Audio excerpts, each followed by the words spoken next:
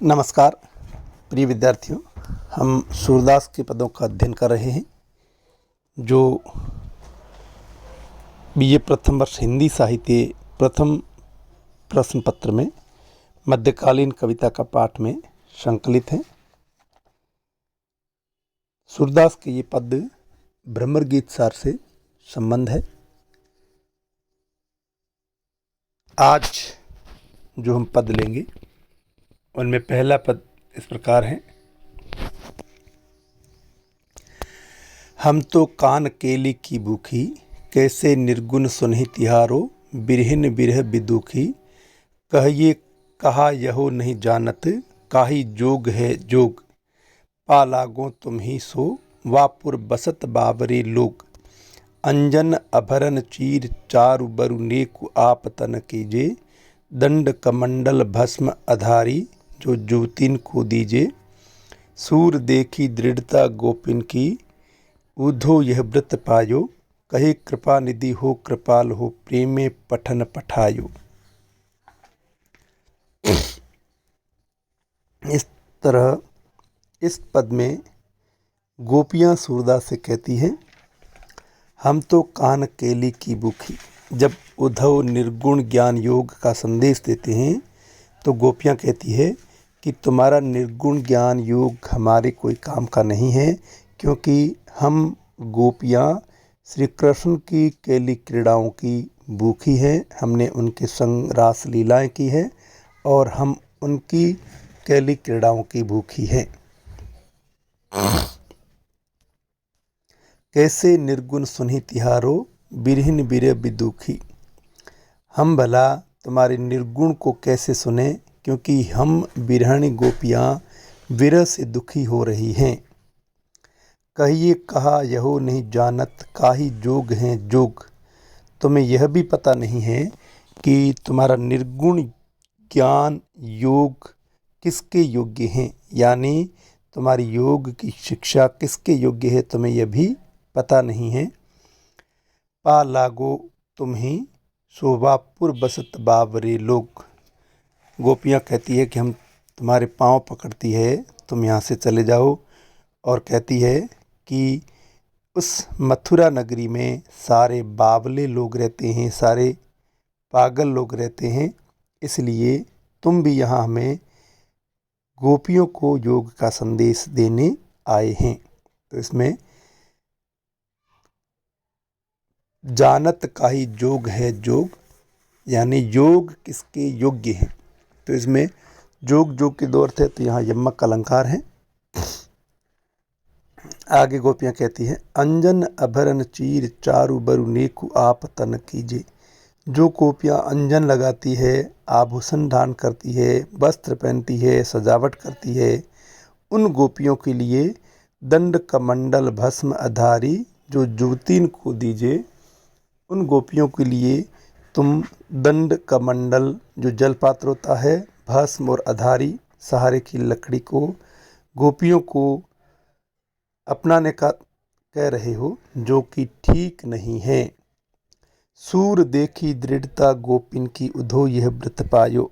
सूरदास कहते हैं कि जब उद्धव ने गोपियों की दृढ़ता देखी तो अंदर ही अंदर उद्धव को महसूस हुआ, कहे कृपा निधि हो कृपाल हो, प्रेमे पठन पठायो, कि कृपा के निधि कृपालु श्री कृष्ण ने प्रेम की शिक्षा के लिए, प्रेम का महत्व समझाने के लिए ही मुझे मथुरा से ब्रजभूमि गोपियों के पास यह संदेश लेकर भेजा है, ताकि उद्धव को प्रेम का पता चले कि प्रेम क्या है। इस तरह से उद्धव गोपियों के प्रश्नों के आगे निरुत्तर हो जाते हैं और उन्हें लगता है कि श्री कृष्ण ने मुझे प्रेम का महत्व बताने और प्रेम की शिक्षा देने के लिए ही शायद भेजा है।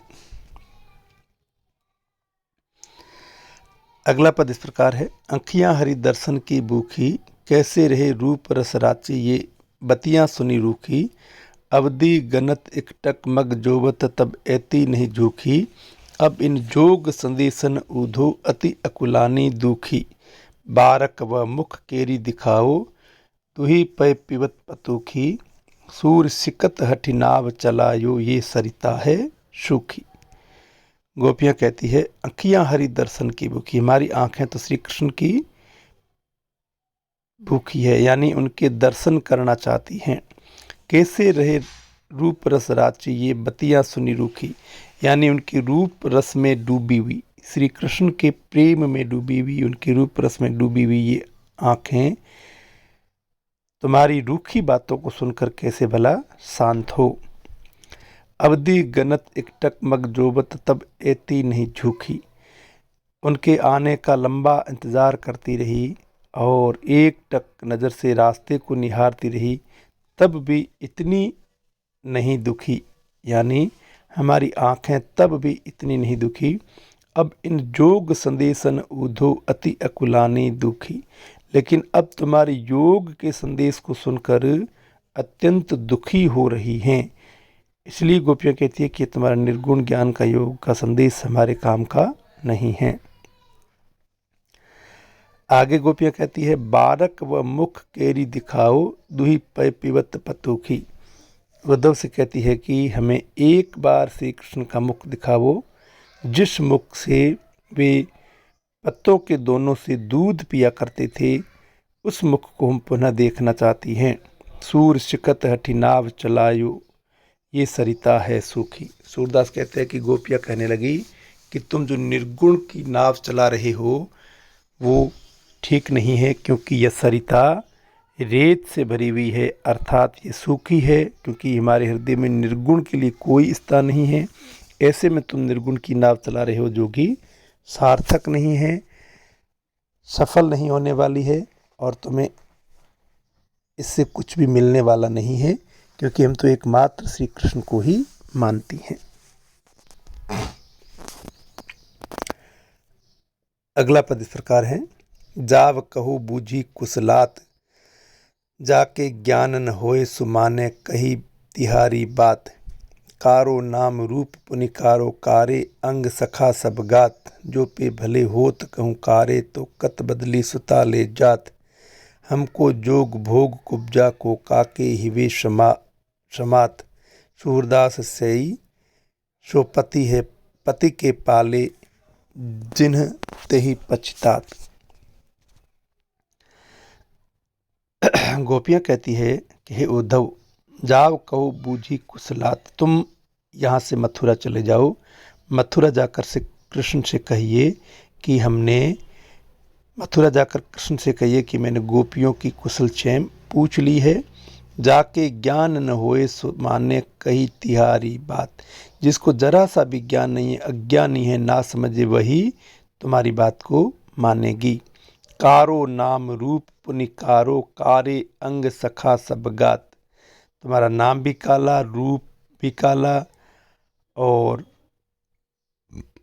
कारे अंग सखा सब का, तुम्हारे अंग भी काले और सभी शरीर भी काला और सभी मित्र भी काले। जो पे भले होत कहूँ कारे, तो कत बदली सुता ले जात। अगर काले भले होते तो उसके बदले में किसी लड़की का बलिदान नहीं होता। ये प्रसंग जुड़ा हुआ है कि देवकी के 8वें पुत्र कंस की हत्या करेंगे, यानी आकाशवाणी हुई थी कि देवकी का 8वां पुत्र कंस की हत्या करेगा, और उसमें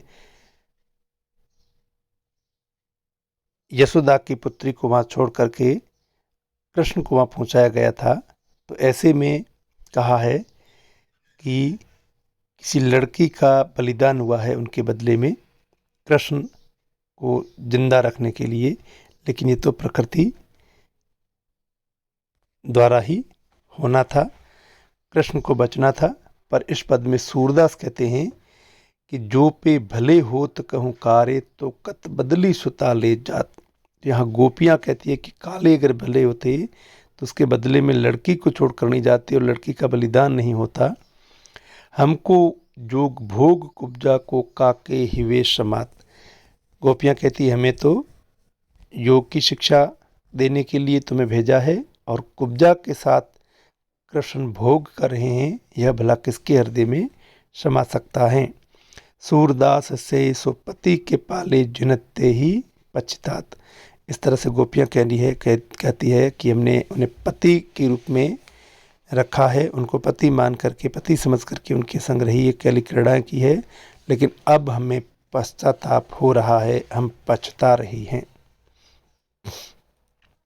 अगला पद इस प्रकार है, कहाँ लोग कीजिए बहुत बड़ाई, अति अगाध अपार अगोचर मनसा तहाँ न जाई, जल बिनु तरंग भीति बिनु चित्रन बिन चित की चतुराई।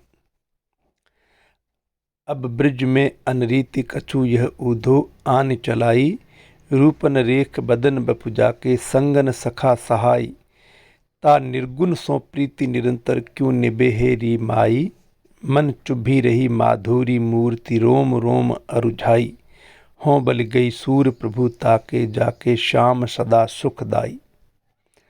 तो इस पद में कहाँ लोग कीजिए बहुत बड़ाई, अति अगाध अपार अगोचर मनसा तहाँ न जाई। गोपियाँ कहती है कि तुम्हारे इस निर्गुण ब्रह्म के बारे में क्या कहें, वह अति अगाध है, गहरा है, अपार है, जिसकी कोई सीमा नहीं है, अगोचर है, वहाँ तक पहुँचा नहीं जा सकता, मनसा तहाँ न जाई, मन से भी तुम्हारे निर्गुण ब्रह्म तक पहुँचा नहीं जा सकता, जल बिनु तरंग भीति बिनु चित्रन बिन चित्त की चतुराई। तुम्हारा ब्रह्म कैसा है, निर्गुण निराकार ब्रह्म, बिना पानी के तरंगों जैसा, बिना भीति के दीवार के चित्रों जैसा, बिना चित्त की चतुराई जैसा है। यहाँ बिनु जहाँ शब्द आएगा वहाँ विभावना अलंकार होगा।